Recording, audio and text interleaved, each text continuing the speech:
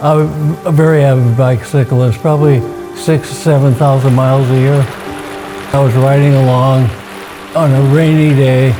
I had my glasses on and I could see very well, but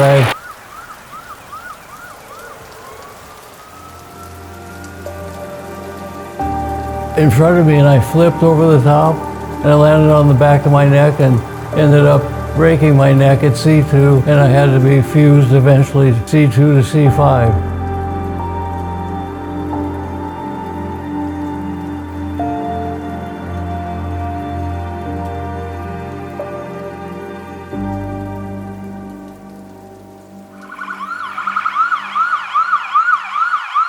The fire chief for the Tukwila Fire Department, he called me. He said, "We have just transported your husband Carl to Harborview." He couldn't feel his arms or legs. He wasn't able to move. And then I received a call from Harborview, and then I began to realize that this was maybe more serious. So I was taken to Harborview Medical Center. I was immediately brought into the emergency room, and that's where I kind of don't remember a lot.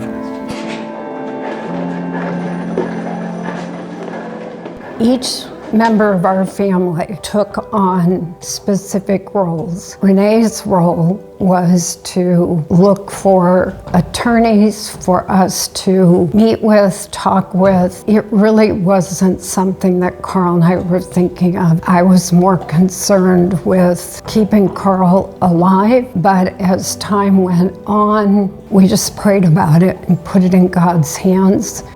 We met with the 3 different attorneys, and Chris and Michelle were the clear choice. There was not even any second doubt. They were the team. I felt very confident when Renee had talked with him, and what she had shared with me was that Chris was a competent attorney and very likely would win a case. She was very strong on Chris and Chris's wife as well. The persona, the conversation, just everything. We felt that the Davis Law Group would be the one to represent Carl.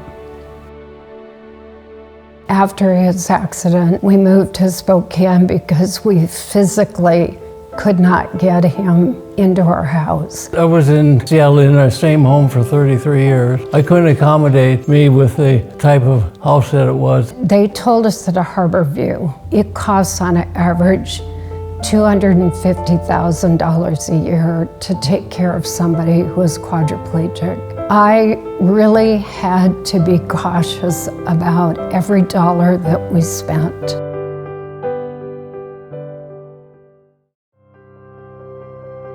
After his accident, I was so focused on Carl and the almost overwhelming amount of things that we had to learn and had to deal with that the lawsuit quickly went into the background, but I knew it was being handled. I never felt like we were wondering what's going on. I felt like they kept us, well informed. I don't feel that we ever felt like we were just a cog, in the wheel. At least it came across to us.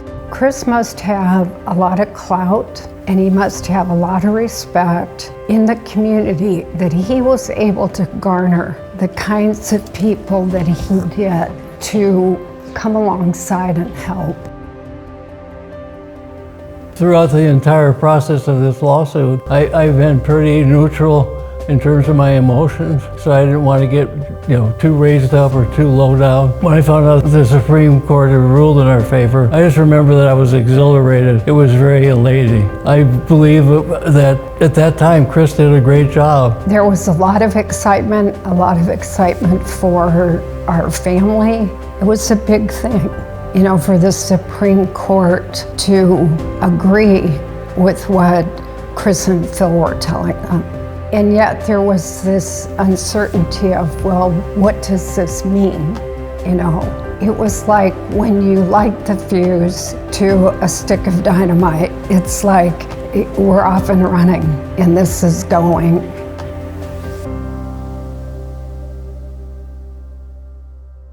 Settling the case when we did, I think, was important because it would have been extremely difficult to take Carl to Seattle for any type of several days over there. And I know Chris would have minimized it, but it would have been hard, and Carl's health is very fragile. Carl was very involved with our grandchildren, and the loss of interaction with our family has been one of the hardest things. He can't go out and play basketball with our oldest grandson. He can't throw the football around to our younger grandsons. He goes to their sporting events, but it's difficult for him. It's painful, it's hard, and so it's like being on the sideline watching life go by. My inability to move is still my inability to move. Nothing really changed for me. The extra money is nice because I think it softens the blow on the family, but for me, nothing's changed. What it does for me personally is it gives some relief that I don't have to worry about